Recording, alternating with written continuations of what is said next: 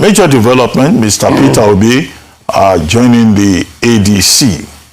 Now, of what impact is that going to have on the ADC's chances in the forthcoming general elections? Two, I think Professor Patutomi has said that, well, if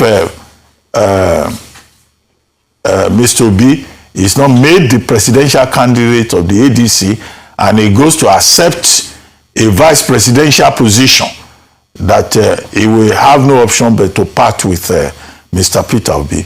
But what is the guarantee that Mr. Peter Obi will be the chosen presidential candidate of the ADC?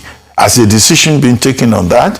And then finally, this Mr. Gombe, Mr. Nasiru Gombe, who says Mr. Peter Obi has joined the wrong faction of the ADC. I thought that matter was resolved long ago, but it looks like there is still a faction of ADC that is saying, well, if you want to join ADC, please look before you leave. Your take on those three quick points. Thank you so very much.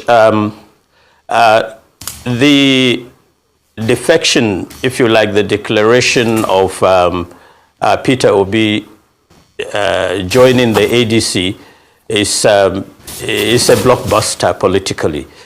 It is a defining moment in our own political history and in the history of the ADC and in the history of the opposition movement in Nigeria.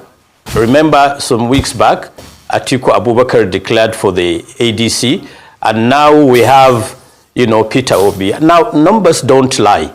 The two put together in the, last presidential elections in 2023 had about 62 to 63% of the total presidential votes. So you can, if you take that calculus and, put it on the table, you can literally say that the coming of Peter Obi into the ADC has put us in pole position, one leg already in the presidential villa. I am so excited. So are all members, and from the top to the bottom echelon of the ADC are excited by this moment, by this monumental leap into, into political party activity. And when you look at the optics in Enugu, who is who, like you did say in your opening remarks, in Eastern Nigerian politics, what's there? Senators led by Senator Inna Ebaribe, the former governor of Imo State, former deputy speaker of the House of Representatives, and many others. I'm not going to do a roll call here. And so we are excited, we are upbeat, we are looking forward to a very, very keenly contested national and presidential elections. And we are going to, in the coming weeks, come up with a strategy to communicate to Nigerians, to articulate our own policies, manifestos, and the way forward. The second issue of, Professor Pat Utomi, my good friend and brother, he is, he is rushing, he has rushed with his comments. I believe he should calm down and sober up. So are others. I will also plead with the kind of mindset and in the kind of temperament of Pat Utomi. I am certain that at this stage, we savor the moment. We try to look at the issues dispassionately. We are trying to recruit members.